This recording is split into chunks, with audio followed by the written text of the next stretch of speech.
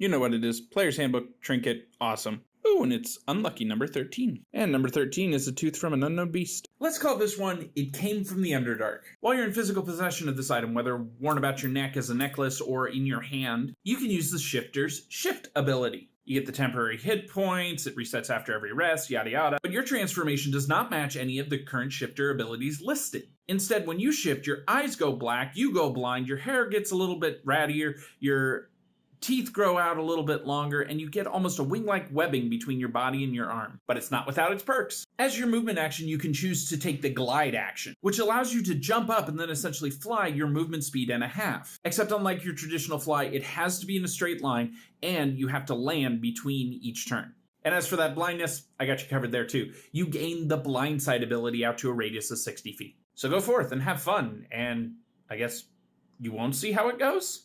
It's the Player's Handbook. Let's take a trinket out of it and turn it into something awesome. And today we get number 88. And number 88 is a book that tells the story of a legendary hero's rise and fall with the last chapter missing. Let's call this one Plot Twist. Now, flavor this one to your own world and your own setting. But essentially, this is the story of someone that grew up to be a hero, just as the description says. And they did great things and reveled in their glory afterwards and were just a generally all-around great guy or gal. But then you've heard the saying that you either die a hero or live long enough to become the villain? Well, that's essentially what happened here. The fall of the hero is literally them falling into darkness, or corruption, or however else you want to interpret that. Your players should begin to recognize some of the places described in the book as areas that they've gone through and are helping to clean up messes and things like that. People they meet are actually described in the book, maybe by a different name, but they are there. Because this is the story of your villain. And through it, they can learn their strengths and weaknesses. And the last chapter is missing because it has yet to be written. Oh, would you look at that? It's a Player's Handbook. Must be time to take another trinket and make it into something awesome. New dice coming in. 76. And number 76 is a 4-leaf clover pressed inside a book discussing manners and etiquette. Let's call this one The Lucky Charmer. While in physical contact with the clover, or while it is prominently displayed on your person, you become the most charming and proper person that the people you are talking to have ever met. As such, you gain advantage on all charisma-based rolls. In addition, while this item is on your person, you gain the Lucky Feat, allowing you to re-roll any natural ones that you get on a d20 roll. However, whatever the next roll is, you must take, even if it's another natural one. However, there is a downside to this item. See, you're so polite and genteel that everyone wants to spend more time with you. So after using one of these feats, roll a d100, and on a 76 or higher, these people don't want to leave your side. Whether they want to become your spouse, lover, or just best friend, I'll leave that up to your DM to decide. However, having that many people vying for your attention can cause some real interesting problems. It's a Player's Handbook, so it must be time to make another trinket awesome. And today we get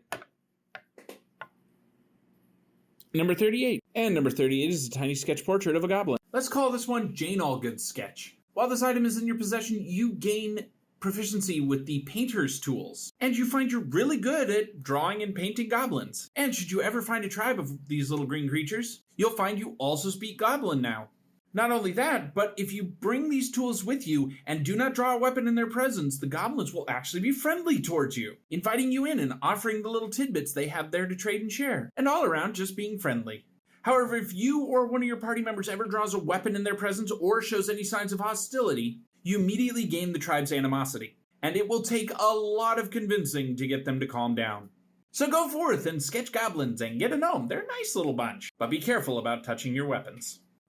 It's a Player's Handbook. Let's take a trinket out of it and turn it into something awesome. And today we've got a request for number 32. And number 32 is a knife that belonged to a relative.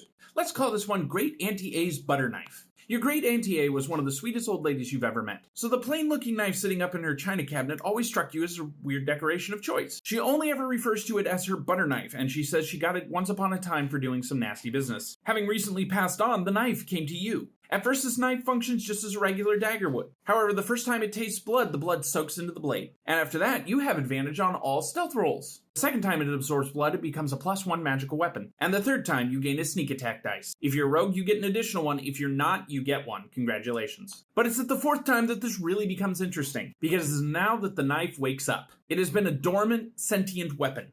And while it's not evil per se, it is going to try to persuade you to finish your aunt's job. Oh yeah, apparently she had a kill list she never finished. And if it can't persuade you, it might just possess you.